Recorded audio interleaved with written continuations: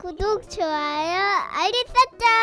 안녕하세요, 키포TV입니다. 오늘은 재건축, 재개발, 리모델링에 대해서 알아보는 시간을 갖도록 하겠습니다. 먼저 사진을 한번 보시겠어요? 이 동네를 보니 낙후된 동네입니다. 또 여기 보면 구축 아파트입니다. 이 두 지역 모두 새 아파트가 되었네요. 이 두 사진의 차이점이 보이시나요? 네, 맞습니다. 하나는 재개발이고요, 하나는 재건축 리모델입니다. 두 지역 모두 새 아파트가 되는 건 동일한데, 하나는 재개발, 하나는 재건축 리모델링입니다. 자, 이 차이점을 상세하게 살펴보면, 하나는 이 노후된 지역에 빌라도 있고요, 다세대 주택도 있고, 다가구 주택도 있고, 단독 주택도 있네요. 그 다음에 아파트도 있네요. 그래서 이렇게 노후된 동네 자체를 싹 다 허물고 새롭게 신축 아파트를 짓는 걸 다시 개발한다고 해서 재개발이라고 합니다. 그리고 그냥 아파트에서 아파트로, 구축 아파트가 신축 아파트로 자기 단지를 그냥 새롭게 신규 아파트로 만드는 걸 재건축 또는 리모델링이라고 합니다. 상세하게 한번 들어가 볼게요. 그래서 이 지역에 빌라가 100세대 있고, 다세대 200세대, 다가구 500세대, 단독주택은 100세대, 아파트가 100세대에서 총 1000가구가 살고 있다고 가정을 해봅시다. 이 1000가구가 새 아파트가 돼서 2000세대가 됐습니다. 이렇게 1000세대가 2000세대 중에 기존에 살고 있던 사람들에게 입주할 수 있는 권리, 입주권은 주어지겠죠. 그 다음에 추가적으로 1000세대를 분양을 하게 될 겁니다. 재건축 리모델링도 마찬가지예요. 1000세대의 아파트가 살고 있었는데 2000세대가 되면 기존에 살고 있었던 사람 1000세대에게 입주권을 주고, 나머지 추가 1000세대는 분양을 하겠죠. 이렇게 보면 비슷한데, 차이점을 알아보면 구성원의 성격이 조금 다르겠죠. 빌라 사시는 분도 있고 단독주택 아파트 사는 사람이 모여 있으니 전체적으로 구성원의 성격이 다양한 부분이 있을 거고요. 그에 반해서 같은 단지 내에 살고 있는 사람들은 물론 조금 다를 수 있겠지만 재개발에 비해서는 조금 더 비슷한 종류의 사람들이 모여 살 수 있는 가능성이 높겠죠. 그래서 구성원의 성격은 이렇게 차이가 좀 있습니다. 또한 재개발 같은 경우는 여기 보시면은 새로 다 짓고 지면 도로도 다시 지어야겠죠. 그 다음에 추가 인프라도 구성을 해야 됩니다. 이런 것들은 정부에서 좀 어느 정도 구성을 해주기 때문에 공공적인 성격이 좀 강합니다. 그래서 정부에서 좀 도움을 주기 때문에 기부 체납이라든지 임대주택 같은 거 말씀드리는 거예요. 이런 것들을 제공을 해줘야 되는 그런 공공적인 성격이 강한 부분이 있습니다. 그에 반해 재건축은 뭡니까? 그냥 자기네 단지 새롭게 만드는 거죠. 그래서 민간적인 성격이 강합니다. 자, 사업성에 관련해서 설명을 드려보도록 하겠습니다. 위에 말씀드린 것처럼 1000세대에서 2000세대로 새 아파트가 만들어졌어요. 그럼 1000세대 같은 경우는 신규 분양을 한다고 했죠. 그럼 이 1000세대가 바로 이익입니다. 이게 무슨 뜻이냐면, 구축 아파트를 밀었어요. 그리고 새 아파트를 만들죠. 공사비 들 겁니다. 공사비가 예를 들어서 5천억이라고 가정을 해요. 근데 신규 분양을 1000세대를 하는데 한 세대당 10억을 분양을 받아서 500세대는 5천억 당연하겠죠. 그 다음에 1000세대를 만들면 1조가 나온다고 가정을 해봅시다. 자, 그러면 500세대, 그러니까 이거 반이죠. 반인 500세대가 분양을 받게 되면 공사비 퉁치네요. 그죠? 그럼 500세대까지는 손익분기점이겠죠. 그러니까 손익분기점을 넘긴 500세대 이후부터의 나머지 500세대 얼마입니까? 5천억. 이 5천억이 남는 거예요. 이익입니다. 이게 바로 사업성입니다. 알겠죠? 근데 예를 들면 500세대는 5천억으로 공사비가 갔죠. 그럼 나머지 500세대가 추가적으로 이익인데, 아파트를 만약에 500세대를 기부해라 라고 하면 내가 남는 금액이 없겠죠. 그러니까 500세대로 공사비는 냈고 나머지 500세대가 이득인데, 이거를 만약에 기부를 해버리면 그럼 공사비밖에 충당이 안 되겠죠. 기타 조합을 운영을 하는 운영비라든지 추가 비용이 들었던 부분에 대해서는 분담금으로 이어질 수밖에 없는 내용이에요. 극단적으로 얘기해서 여기서 800세대를 기부 체납을 하라고 하면 이 공사비마저도 이 조합원들이 분담을 해야겠죠. 그래서 이 사업성이라고 하는 거는 신규 분양의 숫자를 말하는 겁니다. 그래서 신규 분양이 많으면 많을수록 우리가 이익을 가져가는 구조임을 알 수가 있습니다. 사업성 분석에 대한 팁, 그러니까 좀 디테일하게 들어가 보도록 하겠습니다. 용적률이란 무엇이냐? 용적률 관련해서는 제가 과거에 영상을 찍은 게 있습니다. 우측 상단에 나와 있는 영상을 클릭하셔서 용적률과 건폐율 요거는 참고하시면 좋겠습니다. 다시 돌아와서 용적률은 뭡니까? 얼마나 높게 있는 겁니다. 평균 대지 지분은 뭡니까? 내가 가지고 있는 땅의 지분을 말하는 거예요. 대지 지분이 많고 용적률이 낮으면 이제 사업성이 좋다고 하는데 너무나 당연한 얘기인 걸 알 수가 있어요. 제가 설명을 간단하게 하겠습니다. 둘 다 구축 아파트예요. 이 두 아파트 중에 어느 게 사업성이 좋냐 한번 알아보도록 하겠습니다. 자, B 아파트는 되게 낮네요. A 아파트는 굉장히 높게 지어 있어요. 그 다음에 동간 간격이 되게 넓네요. 그러면은 세대수가 굉장히 적음을 알 수가 있겠죠. 세대수가 적고 아파트가 낮으니까 당연히 내가 가지고 있는 평균 대지 지분도 높겠죠. 그러면 용적률도 A 아파트 대비해서 낮고 내가 가지고 있는 땅도 많아요. 이게 바로 B 아파트의 사업성이 좋다고 하는 겁니다. 다시 얘기하면 P 아파트가 된다고 했을 때 더 높게 지을 수 있죠. 그다음에 이 공간에다가 아파트를 신규로 더 넣을 수도 있네요. 이 두 가지가 무엇을 의미하나요? 그렇죠. 신규 분양입니다. 신규 분양의 숫자가 높게 지으니까 당연히 많아질 거고, 그 다음에 새 아파트를 이 공간 안에 더 지으니까 더 많이 받을 수 있겠죠.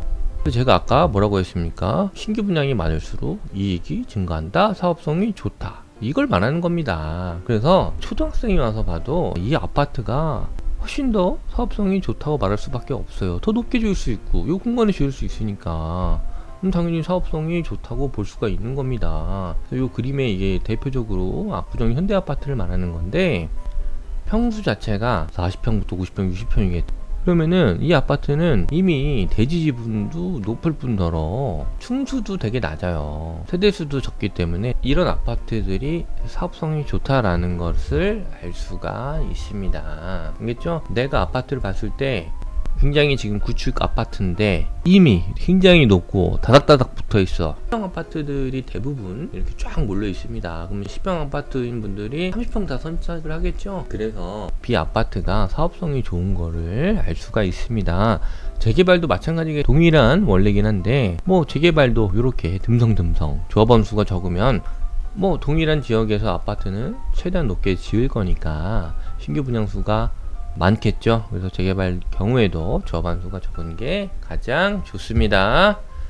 자, 그 다음 리모델링의 아파트의 단점에 대해서 알아보는 시간을 갖도록 하겠습니다. 리모델링 아파트의 단점은 구조가 안 좋아요. 구조가 재건축은 그냥 싹 다 부시고 짓는 거예요. 근데 리모델링은 싹 다 철거를 못해. 왜냐? 메인 기둥 있죠. 메인 기둥을 철거를 못합니다. 요것만 달랑 남겨놓고 철거한 다음에 새로 짓는 거거든요. 새 아파트는 맞는데 이 메인 기둥을 철거를 못하니까 구조가 안 좋을 수밖에 없겠죠. 자, 요 하나 아파트를 한번 볼게요. 변경 전에 20평대 아파트였는데 변경 후에 30평이 되긴 했어요. 그럼 30평이 됐는데 여기 늘어난 부분이 여기 있죠.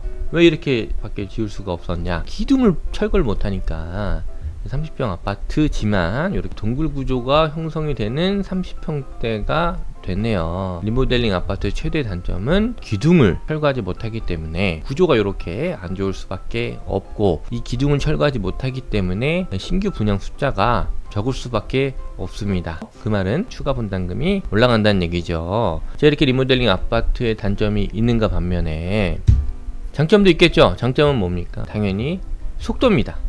자, 절차를 한번 보도록 하겠습니다. 딱 봐도 리모델링이 재건축 대비해서 간단하죠. 이게 바로 다 허가받아야 되는 거거든. 리모델링 아파트의 장점, 진행 속도가 빠르다. 이걸 알 수가 있습니다. 자, 그 다음 재건축은 이제 반대입니다. 구조가 싹 다 엎어서 짓기 때문에 우리가 이렇게 원하는 판사형 구조를 지을 수가 있겠죠. 4베이 구조를 지을 수가 있습니다. 분담금 또한 리모델링 대비해서는 사업성이 좋을 수밖에 없겠죠. 단점은 리모델링에 대비해서 재건축이 상대적으로 속도가 늦습니다. 제가 앞서 보여드린 리모델링과 재건축의 사업 절차인데 재건축은 단계가 이렇게나 많아요. 이거 다 통과해야 돼요. 이게 다 지자체 승인을 받아야 되는데 전부 다 이거 하나하나 통과하기가 산 넘어 산이에요. 자, 뉴스 한번 봅시다. 이렇게 목동 11단지 최종 탈락 9단지에 의해서 고배를 맞았다. 목동 아파트 주민들 패닉. 막 이렇게 주민은 녹물을 먹냐, 이런 뉴스가 왜 나오느냐. 안전진단 요 단계 2단계 2단계에서 탈락을 하는 겁니다. 여기서 탈락하면은 갈 길이 먼데 지금 현재 이런 뉴스가 나오는 거예요. 리모델링 대비해서 안전진단이 D나 E등급이 나와야 돼요. 그럼 A, B, C, D겠죠, 딱 봐도. 근데 제가 리모델링 뭡니까? B등급만 나와도 됩니다. 알겠죠? 그래서 보통 한 30년 지난 아파트도 B등급이 나와버리는 거예요. D등급, 뭐 2등급 돼야지 시작이 될 텐데 안전진단에서 딱 탈락을 하는 겁니다. 알겠죠? 그래서 재건축 관련돼서는 그래도 전부 다 지자체에서 이거 권한을 다 가지고 있어요. 그럼 기준만 좀 강화해버리면 재건축 같은 것이 쉽게 이렇게 막을 수가 있겠죠. 그래서 속도가 굉장히 느리다, 이런 걸 아셨으면 좋겠습니다. 리모델링과 재건축의 차이점을 정리하고 마무리하도록 하겠습니다. 리모델링 진행 속도가 재건축에 대비해서 빠르다. 메인 기둥을 철거하지 못하기 때문에 구조가 안 좋고 추가 분담금이 높다. 요거 두 가지는 가장 큰 차이점입니다. 그 외의 차이점 한번 알아보도록 하겠습니다. 리모델링은 준공 15년 이후면 됩니다. 재건축은 대신 30년이. 안전진단도 아까 말씀드린 것처럼 리모델링은 B등급, 재건축은 D, E등급이 넣어야 됩니다. 그 외로 임대주택을 추가적으로 넣어야 된다. 증가 용적률의 50%를 넣어야 됩니다. 그 다음에 이 50% 이외에 추가가 되는 수익에 대해서 초과 이익을 환수하는 제도가 있어요.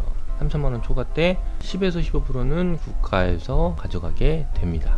그래서 제가 처음 위에 설명드렸던 것처럼 이 추가 이익, 사업성에 대해서 이 500세대 내 공사비로 들어가면 나머지 이 신규 분양에 추가 이익이 나는 거 있죠. 이거를 임대주택으로 일부를 가져가고 초과 이익에 대해서는 3천만원 초과 때 10에서 15%를 국가가 환수하는 제도가 있어요.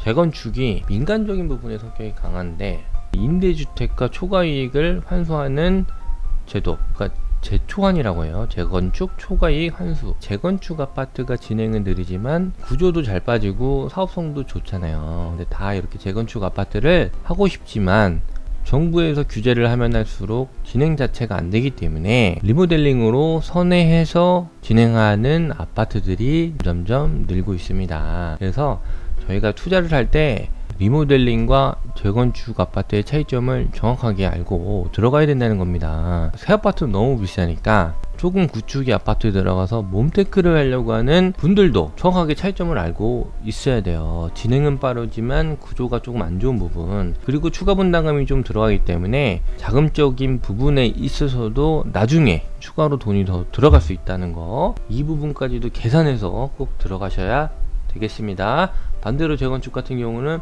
굉장히 많은 시간을 가지고 인내를 가지고 들어가야 되는 부분을 정확하게 알고 계셔야 됩니다. 자, 이상 마무리하도록 하겠습니다. 자, 감사합니다. 구독, 좋아요, 알림 설정 부탁드릴게요.